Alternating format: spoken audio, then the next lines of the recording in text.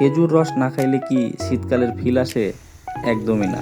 সম্মানিত ভিউয়ার্স, আসসালামু আলাইকুম। টিম লোকাল বয়েস এখন খেজুর রসের সন্ধানে।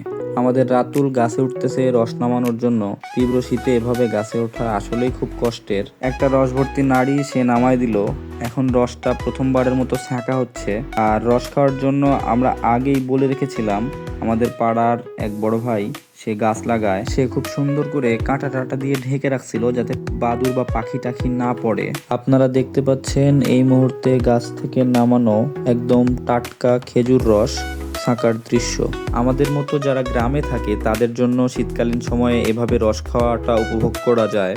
তবে যারা শহরে থাকেন তাদের জন্য আমাদের লোকাল বয়েস টিমের পক্ষ থেকে শীতকালীন সময়ে বিশুদ্ধ খাঁটি রস খাওয়ার আমন্ত্রণ রইল। তারপর রস নিয়ে আমরা চলে আসলাম আমাদের পাড়ার মধ্যে আমাদের চাষটলে আড্ডাখানায়।